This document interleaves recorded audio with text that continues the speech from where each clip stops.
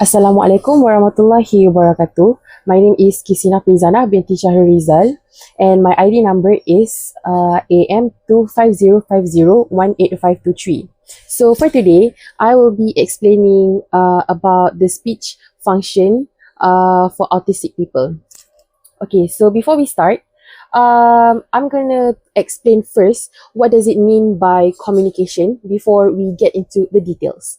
Okay, so communication is actually a wide range of skills and preferences. So there are a lot of ways on how to communicate with someone. It doesn't actually just have to be verbal, but it can also by gestures and also sign language, and that is what it meant by a wide range of skills and also preferences, because what we are about to go through is that different autistic people, they have different preferences on how they want to talk to each other and the preferences that they prefer to themselves. And social communication or social interaction are often used interchangeably, and it includes the use of spoken verbally or non-spoken non-verbal, like I said just now, such as conversation or body language like gestures or sign language. I'm sorry, I don't know how to do sign language.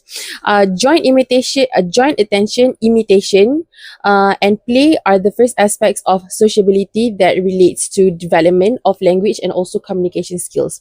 So imitation and play is something that also contributes in the development of language and how one can also enhance their communication skills. So we are going to move on to the next type of the next part of the video. So the question that has always been lingering in people's mind, including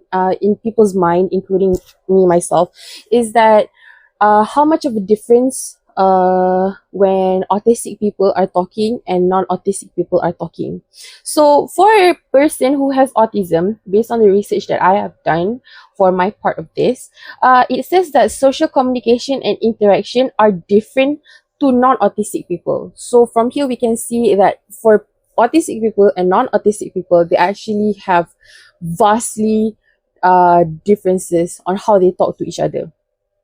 So first we must know, for a diagnosis for a person to have for an autism, is that it must be present since birth. So that person must have the signs of they are clearly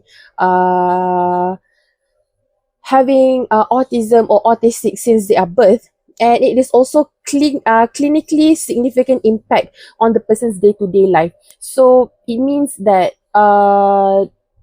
autism for a people who have autism, it means that they will impact their day-to-day life, unlike people who doesn't have autism and can speak normally.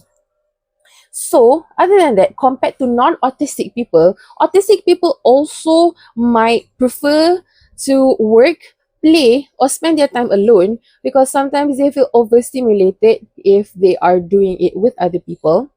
Direct language and less ambiguity. So this is a bit common. So sometimes people with autism, they tend to speak straight, tend to speak directly. So some people might see this as blunt or rude, but they actually just say straight facts. They just say things straight to the point. So other than that, they also practice formal and precise technical speech. And other than that, they do pause, like the ones we have whenever we are trying to think of the words or like trying to process the words in our head and everything, but they do not fill the gaps with words such as or sounds that we usually do whenever we are presenting, and we have just like I just did just now, a lagging brain moment for a while. So that is what autistic people don't do compared to non-autistic people. So moving on to the speech differences. So autistic children, compared to non-autistic ones, they actually develop speech at different rates. So different autistic children, they develop it at different rates.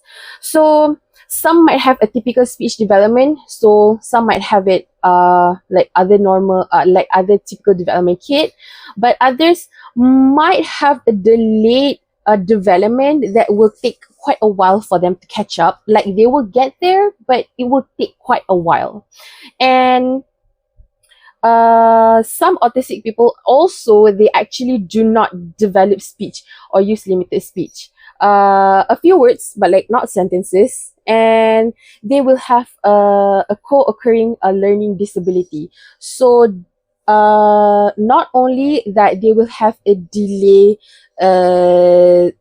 speech development that will come up later, alongside of that is that they will also have a co-occurring learning disability. So that is what we can often see in kids with autism, that they have a difficulty in catching up to different subjects sometimes in class. So other than that, for the speech differences, is that they can also experience intermittent speech loss or unreliable ability to speak.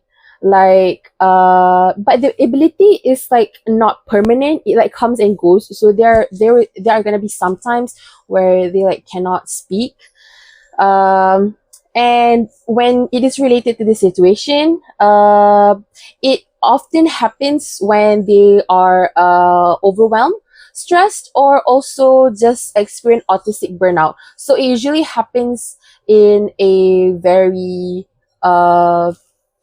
stressed environment. Like I said just now, overwhelmed, stressed, that is when the intermittent speech loss or unreliable ability to speak happens. So there are actually different ways for autistic people use to communicate. So this is like for people who do not use speech or sometimes cannot use speech, like I said, in situations where they are overwhelmed or stressed and stuff like that. So for the first one is writing, where they take a pad of paper or like a stack of paper and just use their pen to write it out, and that is how they communicate. They write it out on a pad of paper and then show it to the people that they want to have a communication with. So for the second one is sign language. So the most prominent one is American Sign Language and British Sign Language, but there are others and different for each country. But sign language is also one of the ways that that is being used by autistic people, where when they cannot use the speech. The third one is the AAC device. So the device is like actually like a tablet. So on the device there is like a lot of buttons, and a lot of buttons with different functions, and they can just press on it, and based on what I search on Google, is that they will have like different modes. Like if you want to like drink or like eat or something, you just like press the button and then they'll just like, there's a noise that will come out. So that is like the AAC device. And the last one is gestures. So like hi, hello, like high five and everything. So that is for gestures.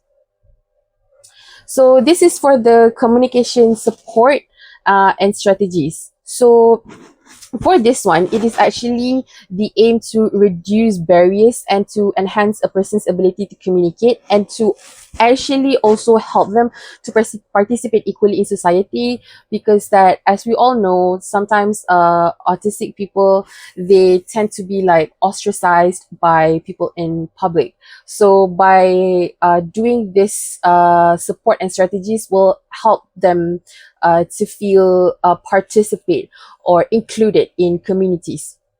So such of the things that they can do is the speech and language therapy, so that they can so that the speech and language therapy can be practiced with a licensed therapy, and that they can actually practice words, sentences, and talking, so that they can have a better flow of it. Talking therapy, talking therapy is just like I said just now, where it's a little bit different from the speech and language therapy, where talking therapy is where they help the autistic person to uh help them talk naturally. So that is how for talking therapies. And the last one is the same just as the previous one, which is the AAC device. And that is one of the devices when I did a research is commonly used.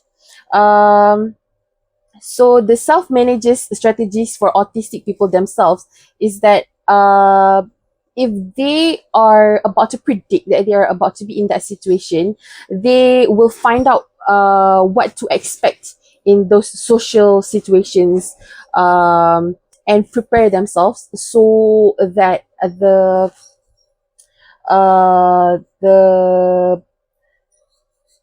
speech loss or the block where they can't speak won't happen.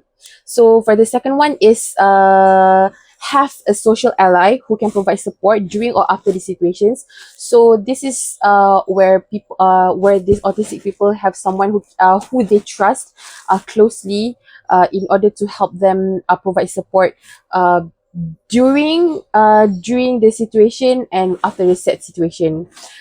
Take a time for them to regulate their anxiety and also to recharge themselves, because being in a anxious situation might make it even worse for of the speech loss intermittent just now. So they are supposed to take time to regulate the anxiety and also to recharge themselves. And other than that, socialize through online platform, just scrolling onto social media and everything just to calm themselves. So that is for people who have autistic people themselves to help with themselves. But what can a non-autistic people do? So for non-autistic people to help autistic people whenever they are facing situations like this is that first of all, they can actually show respect and patience, so that instead of insulting or making fun of their situation and the difficulties that they are going through, we should be supportive of it. And second of all, break spoken instructions and allow extra processing time. So we don't rush them, but we give them time. And accept all forms of communication, just like I said just now, sign language, the AAC device, and not just only verbally, but non-verbally as well. And the last one is recognize that behavior is a means of communication. So by their sign and body language is also one of the ways that they actually communicate, not just by speech. So that is all from me on how speech function actually relates to people who has autism. And that is a wrap from me. Bye bye and thank you.